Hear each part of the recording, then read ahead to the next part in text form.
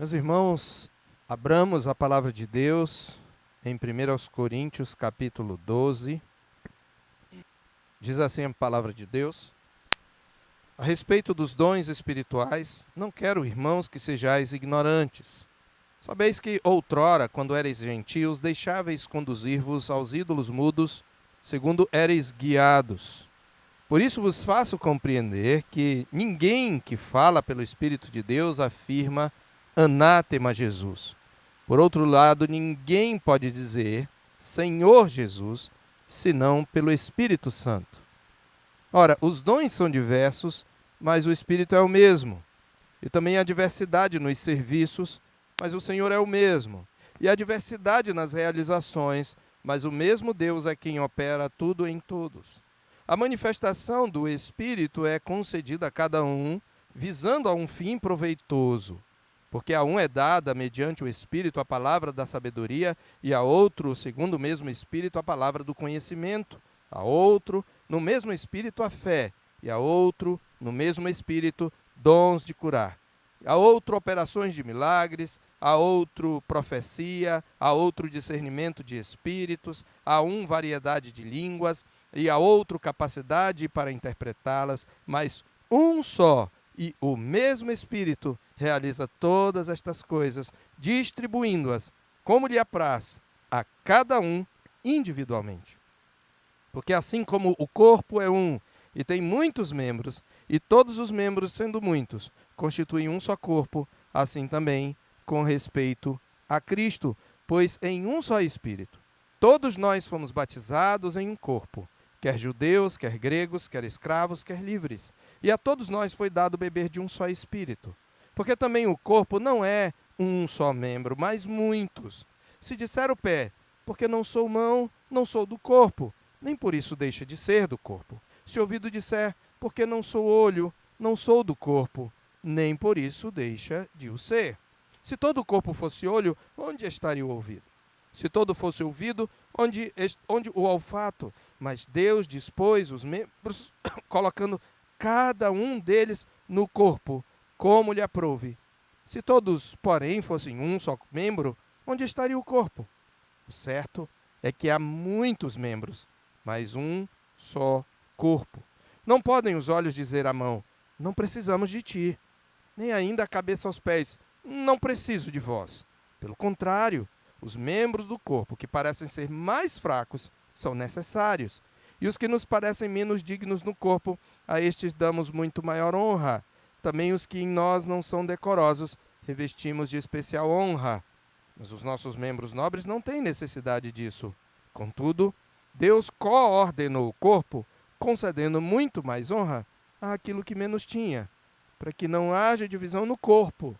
Pelo contrário, cooperem os membros com igual cuidado em favor uns dos outros, de maneira que, se um membro sofre, todos sofrem com ele. E se um deles é honrado, com ele todos se regozijam. Ora, vós sois corpo de Cristo, e individualmente membros desse corpo. A uns estabeleceu Deus na igreja primeiramente apóstolos, em segundo lugar profetas, em terceiro lugar mestres, depois operadores de milagres, depois dons de curar, socorros, governos, variedades de línguas. Porventura são todos apóstolos? Ou todos profetas? São todos mestres? Ou operadores de milagres? Têm todos dons de curar? Falam todos em outras línguas? Interpretam-nas todos? Entretanto, procurai com zelo os melhores dons. Amém. Meus irmãos, nós temos como tema do nosso retiro cultivando uma cultura de cuidado mútuo. Como nós podemos cuidar uns dos outros. E hoje pela manhã, no culto matutino, nós expomos Efésios 3, de 14 a 21, onde Paulo ora pela plenitude de Deus sobre a igreja e na igreja. Uma oração pela plenitude de Deus. E nós vimos que a experiência da plenitude de Deus, de toda a plenitude de Deus, está ligada à qualidade da nossa comunhão, à qualidade da nossa unidade, à visibilidade da nossa unidade. Porque a igreja ela é una, essa é uma característica da igreja. Ela é una. Quatro são as características da igreja. Ela é una, ela é santa, ela é universal e ela é apostólica, firmada nas Escrituras. Então a unidade da igreja é um fato, mas essa unidade pode sofrer perturbações. Ela tem níveis de qualidade e níveis de experiência da realidade dessa unidade. Então é necessário que nós oremos a Deus, que nos coloquemos de joelho diante do Pai, para que sejamos fortalecidos com poder mediante o seu Espírito no nosso interior, e para que Cristo habite em nosso coração, e essa habitação de Cristo em nosso coração tem a ver com estarmos enraizados e alicerçados no amor uns pelos outros. Então, o contexto da comunhão é o contexto em que Cristo habita plenamente na igreja. E vimos que isto também ocorre e faz parte do propósito da nossa oração para que nós conheçamos todas as dimensões, veja que ele fala a altura, a profundidade, a largura do conhecimento de Cristo, mas não é um conhecimento que nós temos sozinhos, é para que possais compreender com todos os santos a largura, a altura, a profundidade e conhecer o amor de Cristo. E nós vimos que isto é para que sejamos tomados de toda a plenitude de Deus.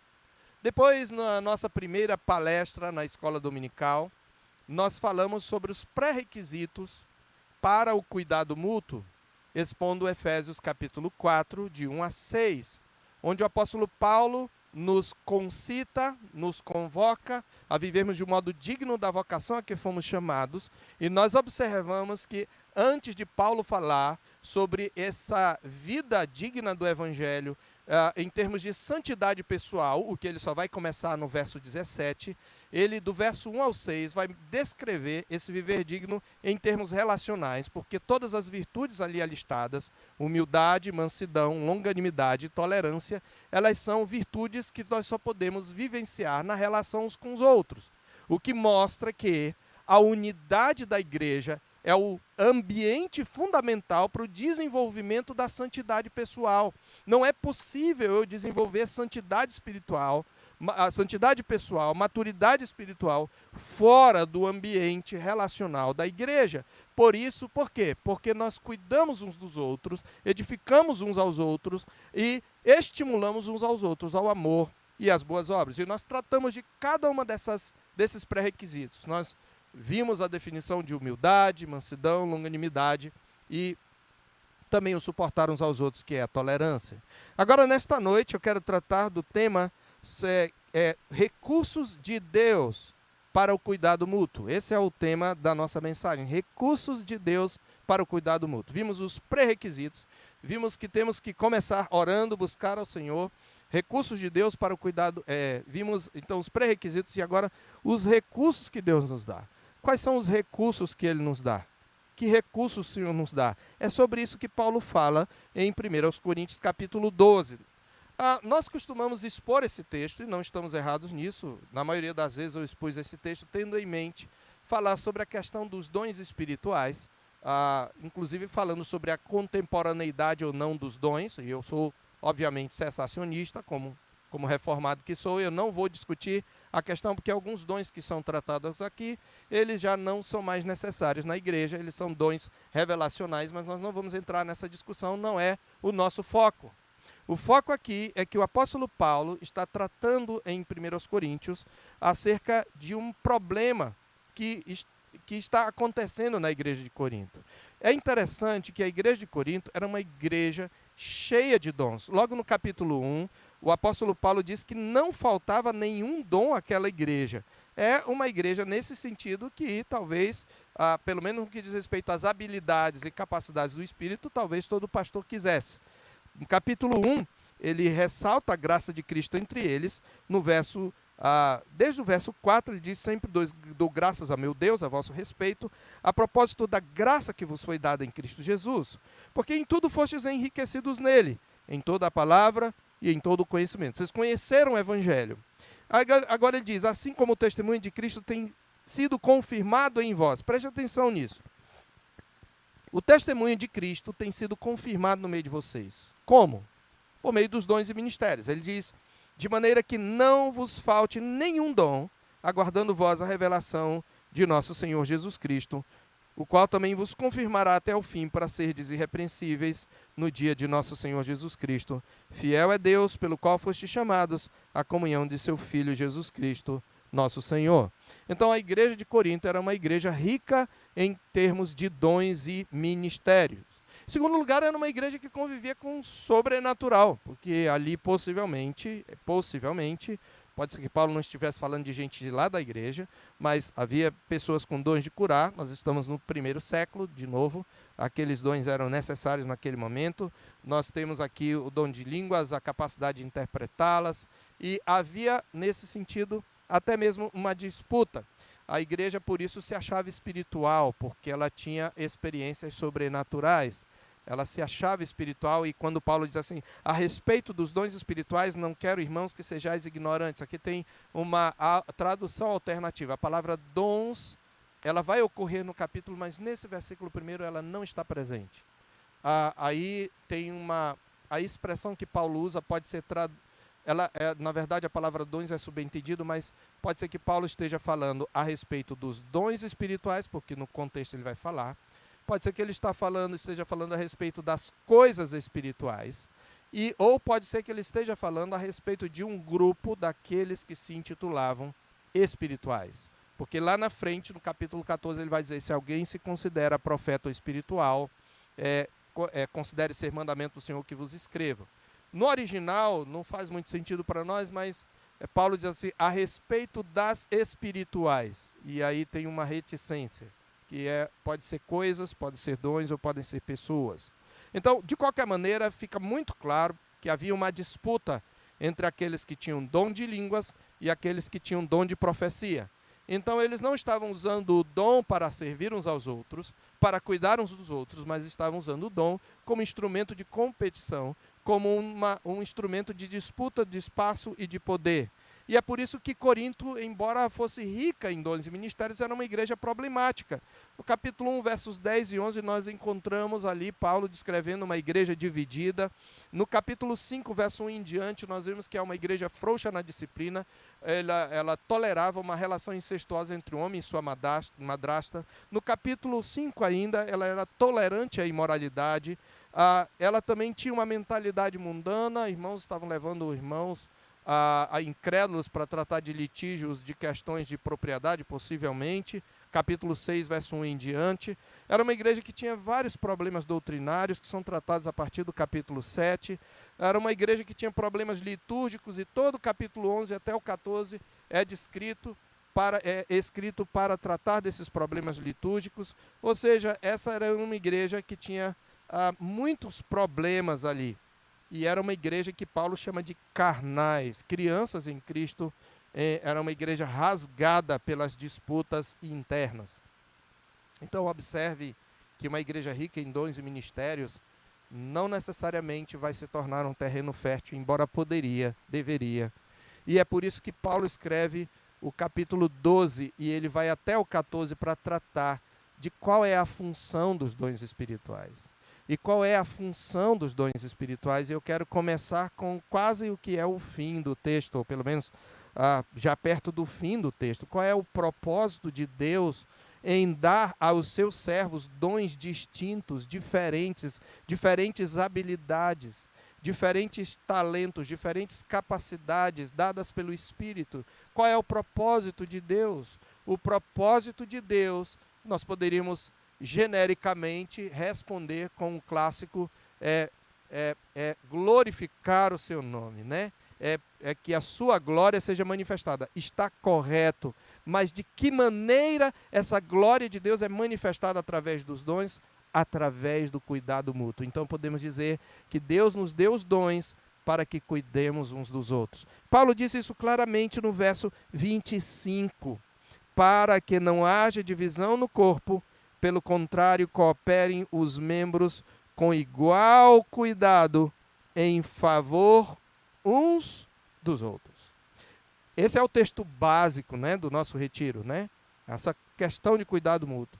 E você que gosta de sublinhar sua Bíblia, pode sublinhar a palavra cuidado, né? A palavra cuidado.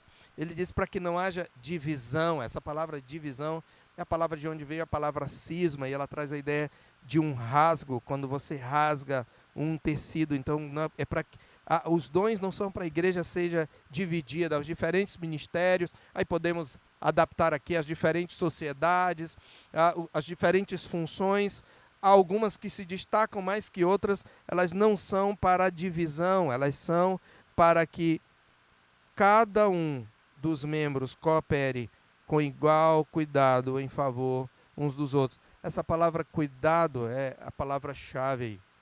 Essa palavra que Paulo usa para cuidado é a mesma palavra usada para estar ansioso.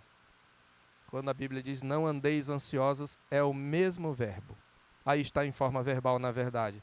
Para que a ideia a palavra pode ser traduzida por ansiedade, preocupação e também cuidado.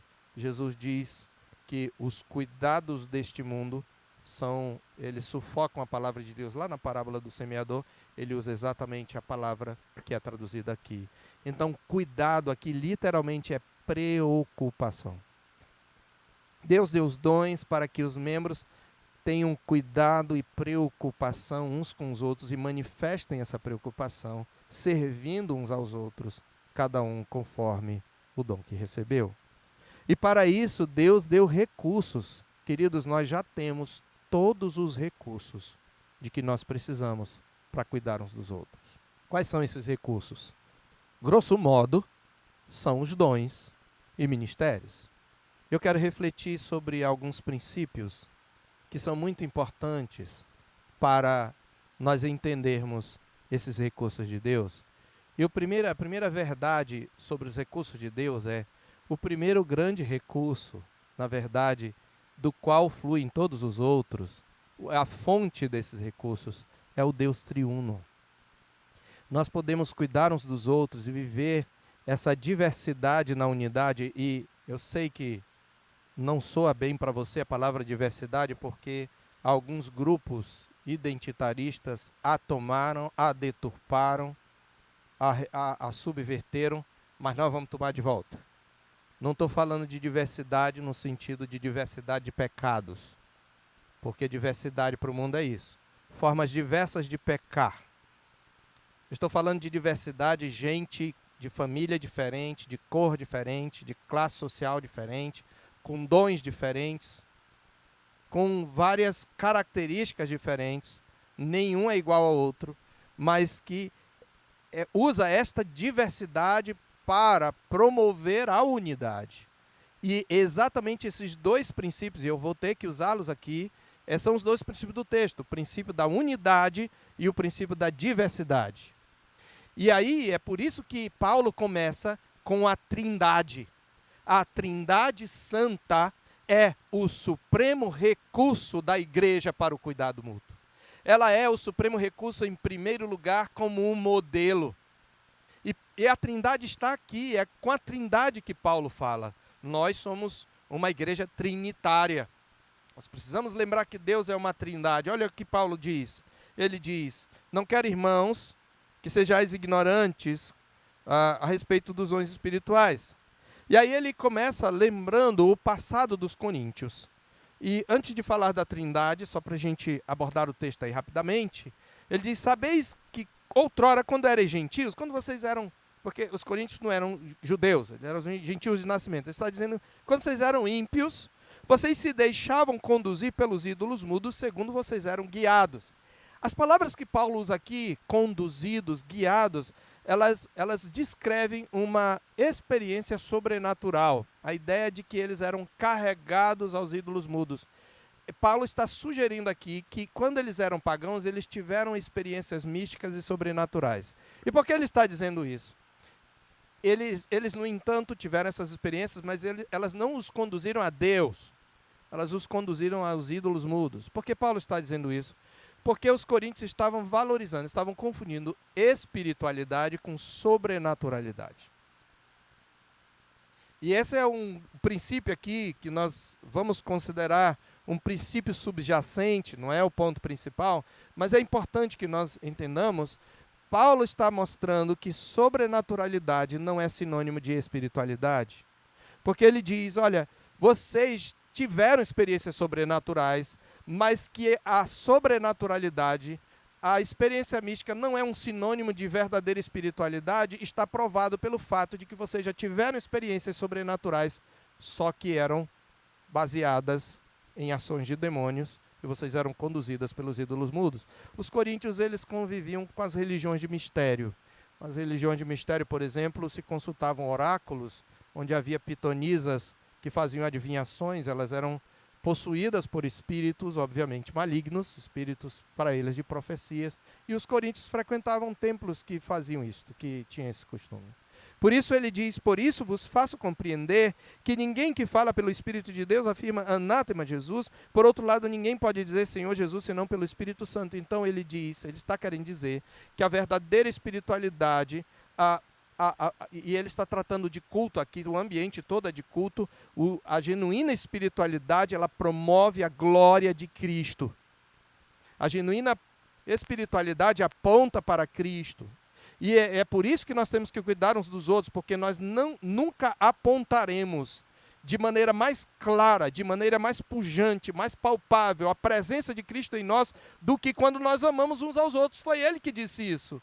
João 13:35, nisto conhecerão todos que sois meus discípulos, se tiverdes amor uns aos outros. E como é que nós demonstramos amor? Cuidando uns dos outros.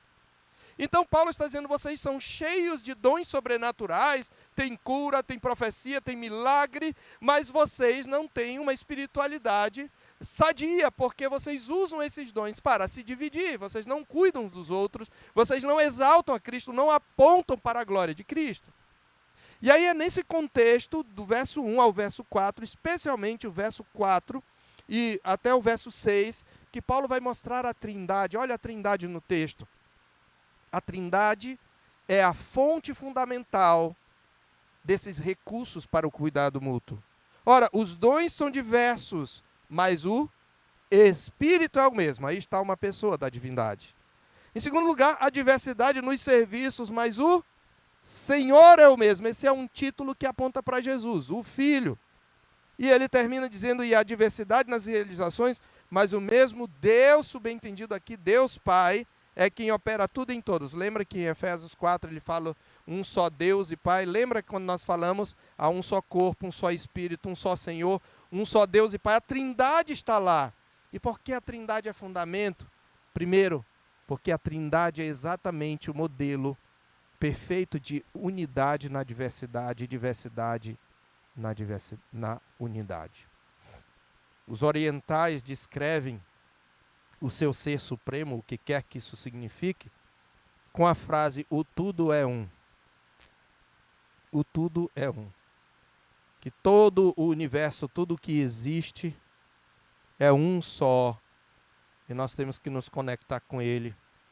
Essa é a visão do misticismo oriental. Mas a Escritura não diz que o tudo é um.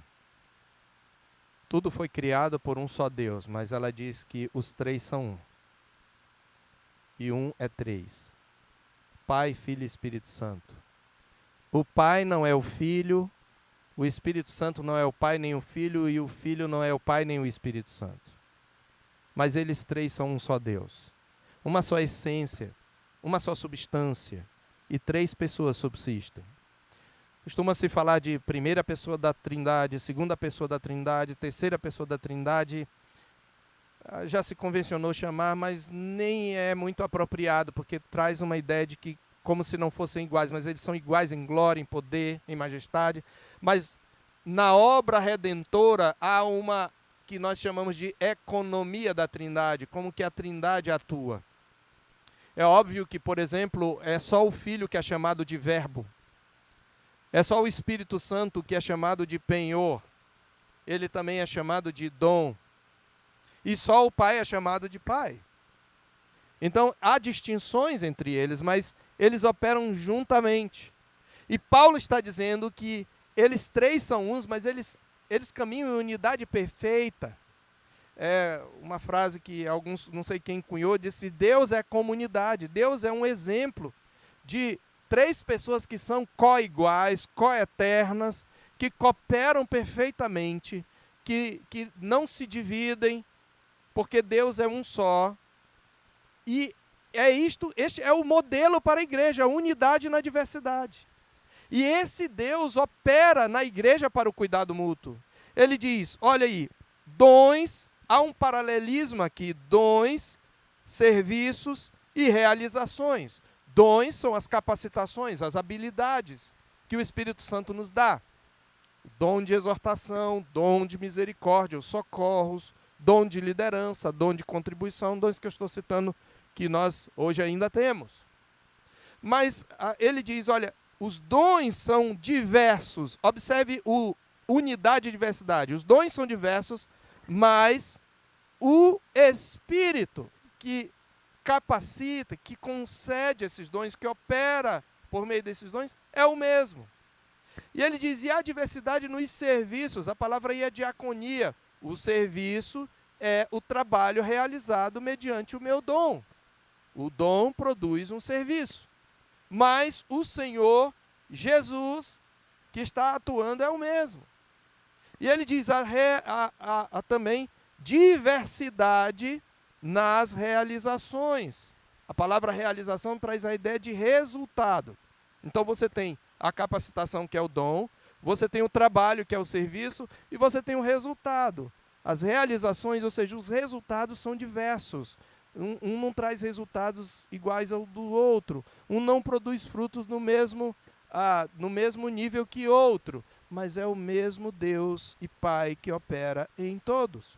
Então, Paulo vai, agora, depois de falar da Trindade, se concentrar naquela pessoa que na economia da Trindade é quem trabalha de uma maneira mais direta nos crentes, que é o Espírito Santo. Por quê? Porque o Espírito Santo é aquele que aplica as bênçãos da redenção. Aqui é doutrina pura, e veja como essa doutrina é prática, irmãos. Por isso nós temos que aprender doutrina. O grande problema é quando você traz a doutrina, mas não traz a prática. Mas aqui Paulo está sendo prático. Então ele vai dizer que a manifestação do Espírito, e aí ele assume agora a pessoa do Espírito Santo no seu ensino, porque na economia da Trindade é o Espírito que vai operar. E ele diz, a um é dada, diz que a manifestação do Espírito. Qual é a manifestação? O dom é a manifestação do Espírito. É concedida a cada um, visando a um fim proveitoso. E aí ele vai dar exemplos.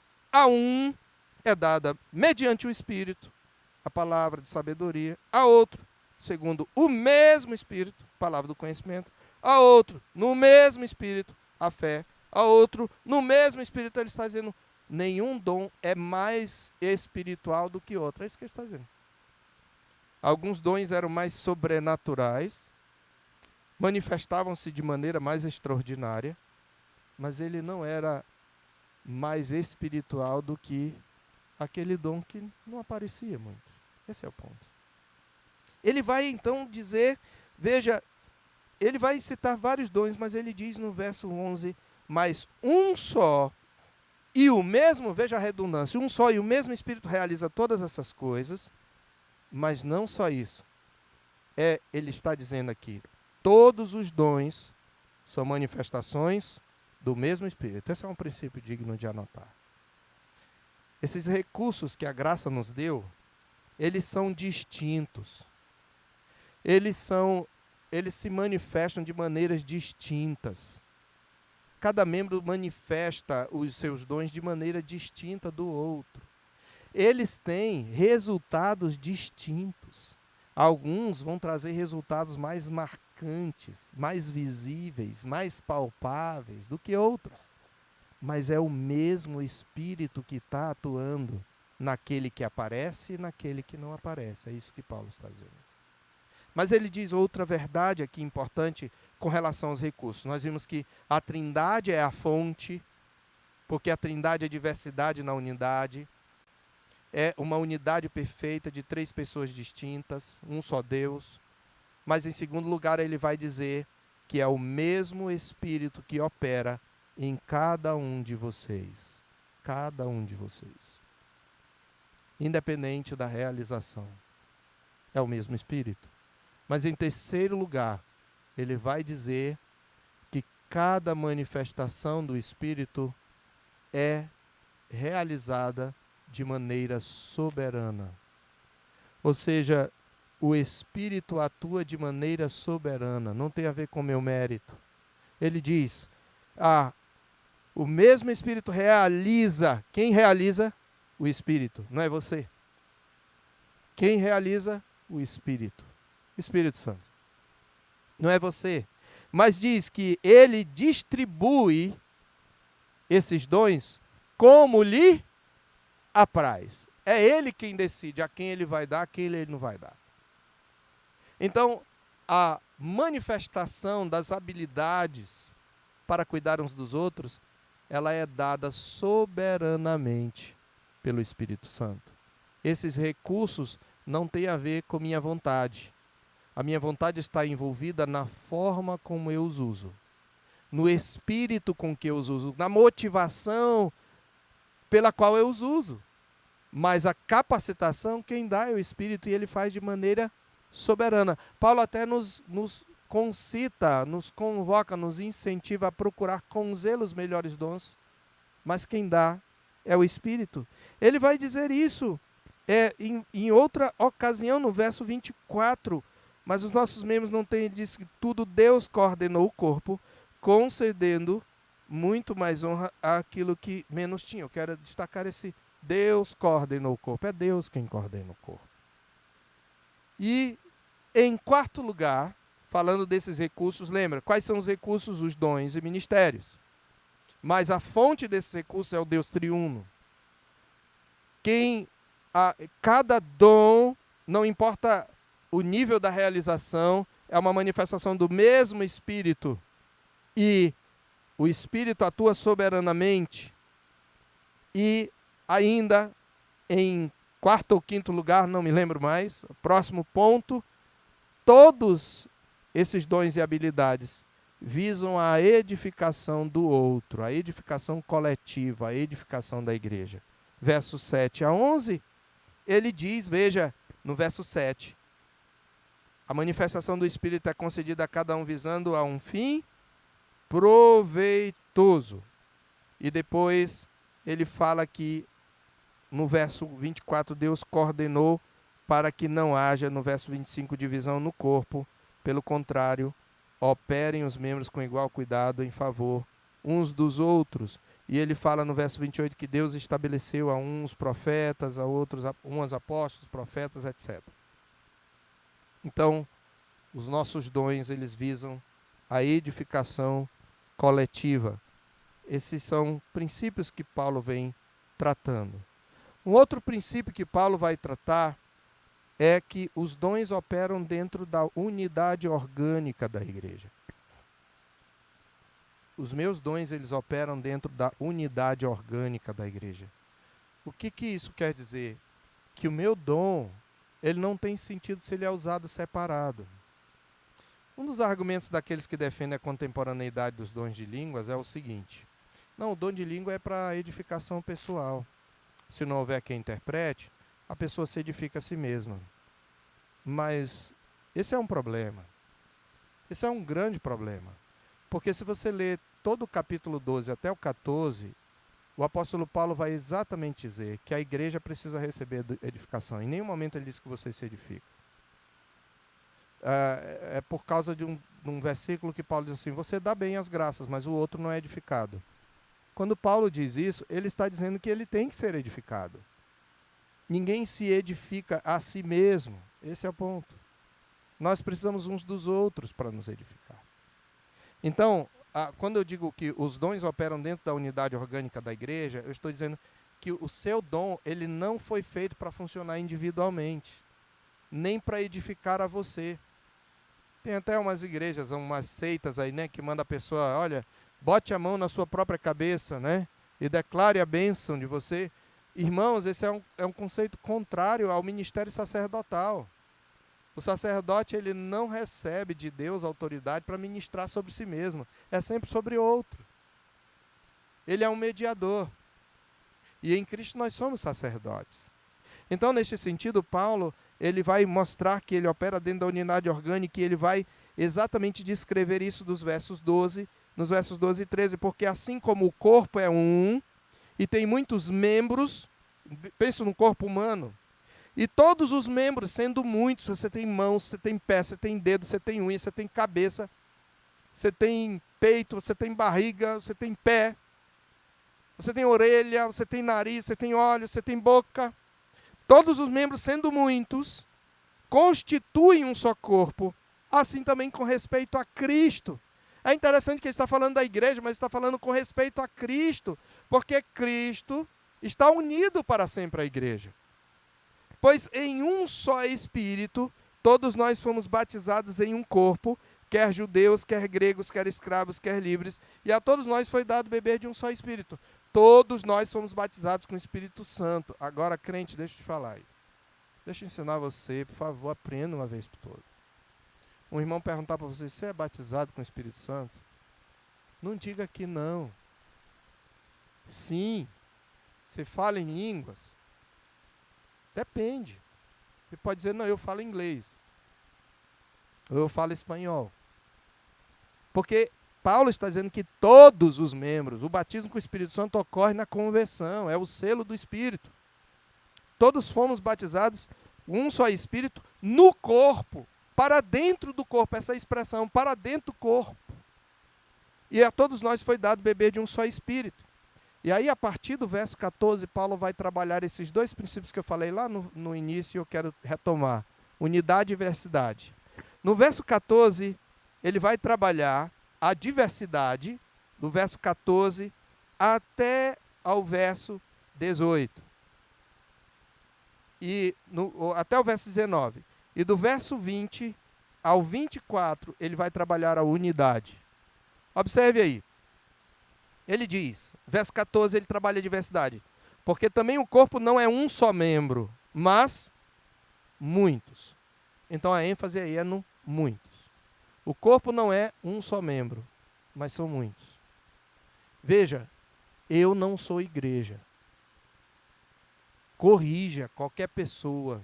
Aproveite para pregar o verdadeiro evangelho. Diz, olha, eu sou igreja, onde me mostra na Bíblia. Não precisa nem mostrar um versículo, mas desenvolva uma teologia bíblica, porque às vezes não está claro, mas dê à pessoa, desenvolva uma teologia bíblica que mostre, de alguma maneira, que você é igreja. Não, olha o que Paulo disse no verso 27, vamos ler juntos. Eu sou igreja, segundo esse verso 27. Vamos ler juntos. Ora, vós sois corpo de Cristo, e individualmente membros desse corpo. Eu não sou corpo. Eu sou membro do corpo. Agora, nós juntos somos corpo de Cristo, e individualmente nós só somos membros. Esse é o ponto. O membro não é o corpo. Então eu não sou igreja. Eu sou membro da igreja. Então Paulo, ele vai dizer, olha, o corpo não é um só, ele é muitos. E aí, por que Paulo traz esse princípio da diversidade?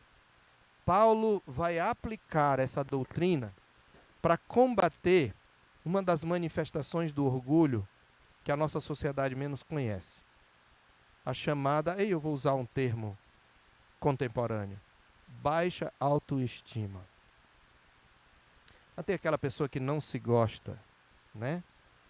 Eu não sei, mas alto lá. Não é que ela não se gosta, não. É que ela se gosta muito. E ela estabeleceu ideais para ela que ela não consegue atingir. Porque ela não consegue atingir, ela se autodeprecia. Mas isso não é baixa autoestima, isso chama-se orgulho. Ego ferido. É o chamado sentimento de inferioridade. Sentimento de inferioridade é uma manifestação de orgulho. Eu não consegui atingir, então eu me amo. E não é falta de amor próprio, não. É porque eu me amo tanto que em não conseguindo eu fico acabrunhado. É diferente. É uma manifestação de amor próprio. Então, Paulo, veja, ele vai combater isso, porque o corpo é muito. Por que ele diz que há diversidade no corpo? O corpo é muitos. Porque eu não posso ser mão e pé ao mesmo tempo.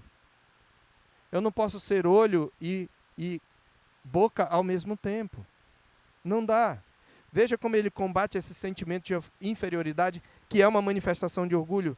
Porque o corpo é muitos. Veja o verso 15. Se disser o pé, porque não sou mão, não sou do corpo.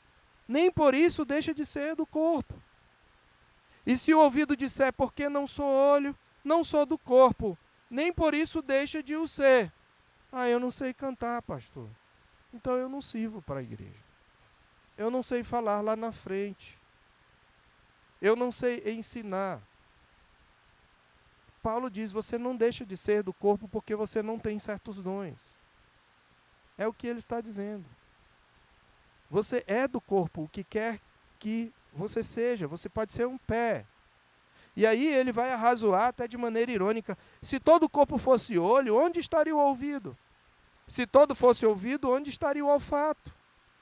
Se todos tivessem os mesmos dons, algumas necessidades não seriam satisfeitas. Mas Deus dispôs os membros, veja a soberania de Deus, colocando cada um deles no corpo como lhe aprouve. Se todos, porém, fossem um só membro, onde estaria o corpo? E aí ele parte no verso 20 para o outro princípio, que é o princípio da unidade. Veja que no verso 14 ele diz, também o corpo não é um só membro, mas muitos, mas no verso 20 ele diz, o certo é que há muitos membros, mas um só corpo. Agora ele volta à unidade. E aqui ele vai combater outra manifestação do orgulho. Essa é mais flagrante, que é o sentimento de superioridade. E olha por que ele usa a unidade. Ele diz, não podem os olhos dizer à mão. Olha que é diferente ali do pé, né?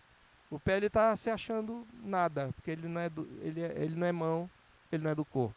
Mas aqui, no verso 21, diz, os olhos eles são orgulhosos. Não podem os olhos dizer à mão, não precisamos de ti. Nem ainda a cabeça aos pés, não preciso de vós. Aqui já é outro sentimento. Veja, o princípio da diversidade combate o sentimento de inferioridade. O princípio da unidade combate o sentimento de superioridade. O que Paulo está querendo dizer? Você não é ninguém sem o corpo. Você é cabeça, mas para andar você precisa do pé.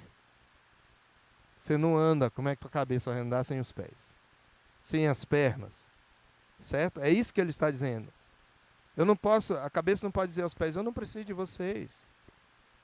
Então, eu não sou autossuficiente. Esse é um ponto. Nenhum crente é independente no corpo de Cristo. Eu quero resumir nesses dois princípios. O princípio da diversidade nos ensina que nenhum crente é inútil no corpo de Cristo. Do 14 ao 19. Nenhum crente é inútil no corpo de Cristo. E o princípio da unidade nos ensina que nenhum crente é independente no corpo de Cristo. Nenhum crente. Irmãos, eu sou pastor da igreja, mas eu não sou independente. Os dons que Deus me deu, eles não reúnem suficientemente as habilidades para suprir nem as minhas necessidades. Eu preciso dos irmãos. Eu dependo dos irmãos. Entende? Todos nós dependemos uns dos outros. Não há autossuficiência no corpo de Cristo. É isso que Paulo está dizendo. E por último ele vai dizer que os dons são para cooperação e não para competição, no verso 25. Ele vai dizer a partir, na verdade, do verso 22, pelo contrário, os membros do corpo que parecem ser mais fracos são, leia direito, são, tá, alguns leiam, deixa eu confessar um pecado, lá bem atrás, quando eu fui ler esse texto, eu lia como se fosse assim, ó, alguns dos membros que parecem ser mais fracos são mais fortes. Não, não é isso que ele diz. Às vezes ele é fraco mesmo, mas ele é necessário. Você já perdeu uma unha? Eu já. Você já deslocou ou machucou o dedo mindinho? Ele é o mais fraco. Mas fica sem ele para você ver. Ele é necessário. Toda parte do nosso corpo é necessária. Eu descobri que cabelo não é só para beleza quando eu o perdi. Porque quando eu pego o sol, eu não gosto de andar sem boné. Porque é horrível, irmãos. O cabelo é uma proteção. Todo membro é necessário. Ele está dizendo o membro mais fraco. Pense aqui no que talvez no seu conceito seja o membro mais fraquinho. Ele é necessário. Eu até vou além. entre os crentes, né, considerando que são crentes, o membro mais problemático? Pense agora na sua cabeça. Você tem na sua cabeça. Qual é o membro da igreja que você acha mais problemático? Ele é necessário. Você precisa dele. Você precisa dele. É o que Paulo diz. Por isso ele diz que os membros que parecem ser menos dignos no corpo, no verso 23, a estes damos muito maior honra. Também os que em nós não são decorosos revestimos de especial honra. Sabe o que Paulo está usando aí? A figura das partes íntimas. As partes íntimas são os membros que não são decorosos. E o que é que a gente faz? A gente reveste de especial honra. A gente veste roupa íntima. Não é? Então, aquilo que não é decoroso, a gente reveste. Bem que o mundo agora está expondo, né? Mas é para revestir. E ele está aplicando isso à igreja. Aqueles que têm menos honra, nós devemos revestir de especial honra. Ele diz, os nossos membros nobres não têm necessidade disso. Contudo, Deus coordenou o corpo, concedendo muito mais honra àquilo que menos tinha. Para quê? Para que não haja divisão no corpo. Pelo contrário, os membros se preocupem com igual cuidado. Eles cuidem com igual preocupação, ou seja, que você não se preocupe só com o pastor, que você não se preocupe só com os membros da diretoria, que você não se preocupe só com aquele membro que é da tua afinidade, que você não se preocupe apenas com aquele que é mais útil na igreja, mas que você se preocupe com aquele que nem aparece e que talvez nem esteja funcionando, porque está doente e precisa do teu cuidado, da tua exortação, das tuas orações. Precisa que você saia do seu grupo de afinidade e vá até ele, pergunte como ele está e ore com ele, e o exorte, e abra a Bíblia e ande com ele para que ele possa se erguer. Nós precisamos sair da nossa zona de conforto, irmãos. Porque você tem dons que irmãos precisam. E você precisa cuidar deles. Por isso ele diz de maneira que se um membro sofre, todos sofrem com ele. E se um deles é honrado com ele, todos se regozijam. Nenhum dos crentes tem todos os dons. E nós precisamos entender esse um por todos e todos por um. Um sofre, todos sofrem. Um é honrado, todos se regozijam. Nós temos os recursos, queridos. Nós temos o Deus triuno agindo em nós o tempo todo. Nós temos o Deus triuno não só operando com poder. Nós temos a nossa união com Cristo. A união mística com Cristo. Cristo se faz presente em nós. Cristo em vós, a esperança da glória. Nós temos a presença, a atuação e o poder do Espírito Santo a nos capacitar. Então nós não temos desculpas. Nós precisamos cuidar uns dos outros. Nós precisamos nos preocupar uns com os outros. Com igual cuidado, entende? Com a mesma preocupação que eu tenho com um, eu devo ter com o outro. É isso que Paulo está dizendo. Isso não é natural, queridos. Embora nós tenhamos os recursos, essa ação de Deus é confluente. Eu já usei esse termo aqui, né? Confluente quer dizer, a tua vontade participa. Não é que você faz metade, Deus faz metade. Mas Deus nunca opera a parte da sua vontade. Ele sempre atua o querer e o realizar. Então ela é confluente. Sabe o que isso significa?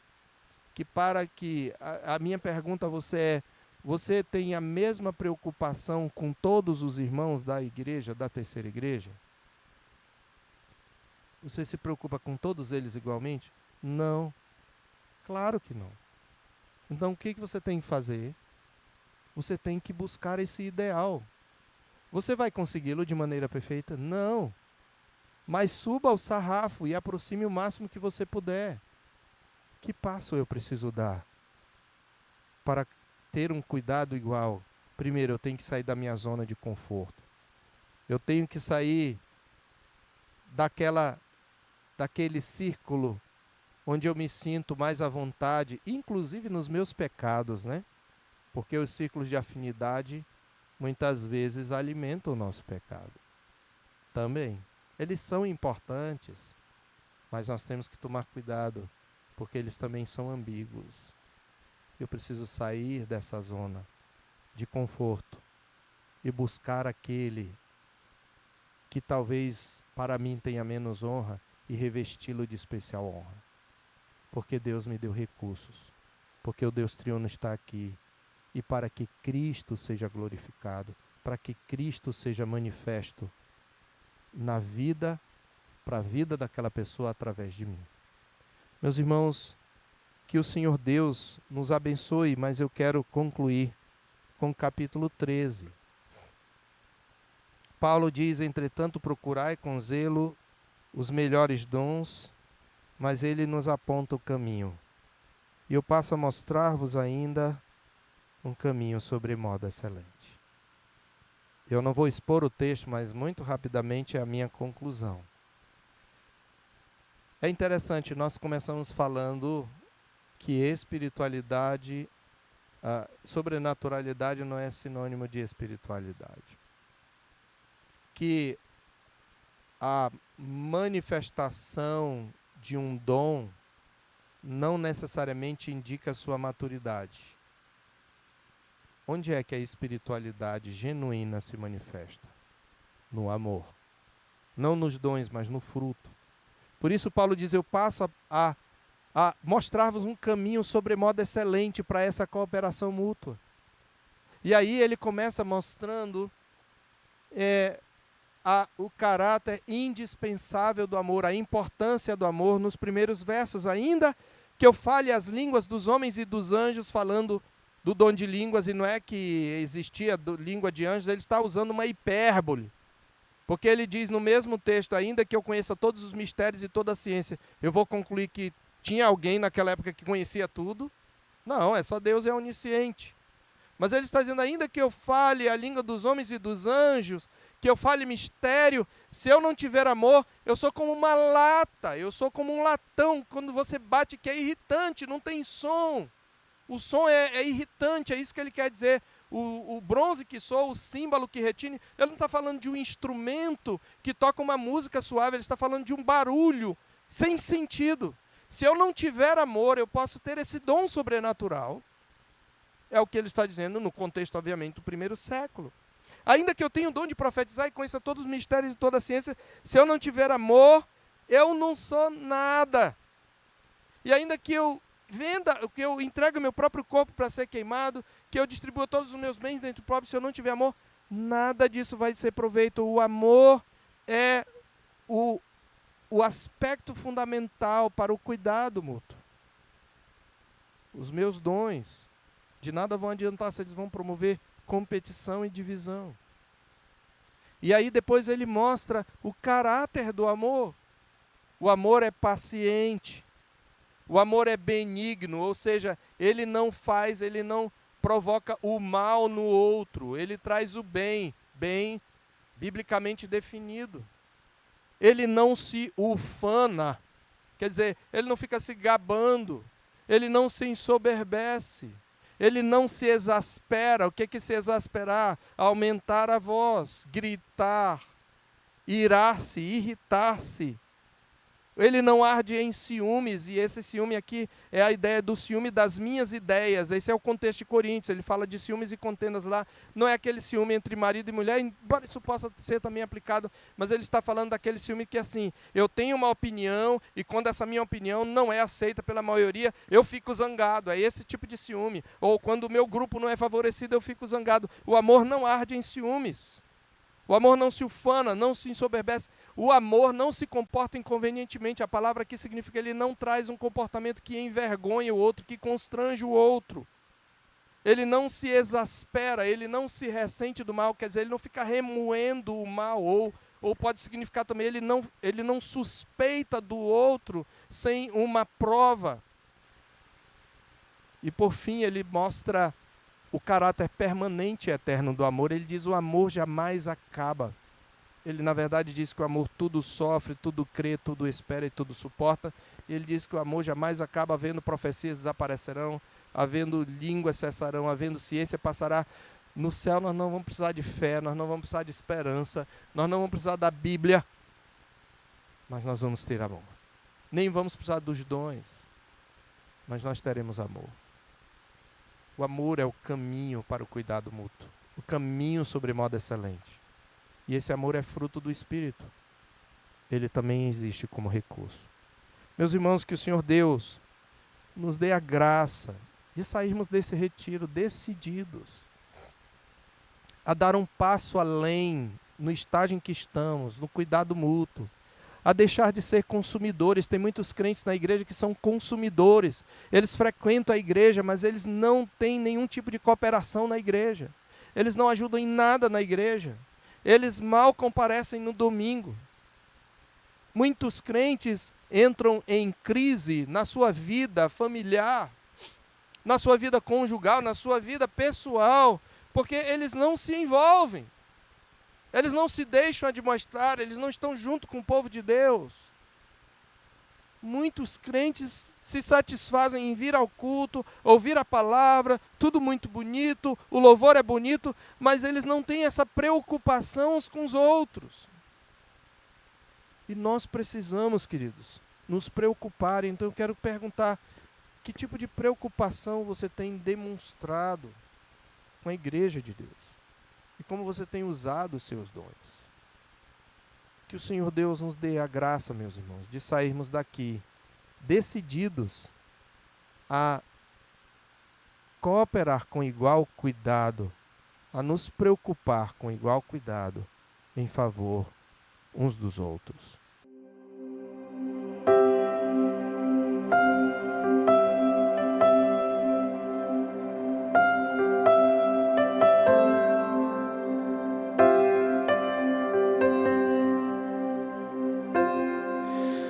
Tu és bem-vindo aqui.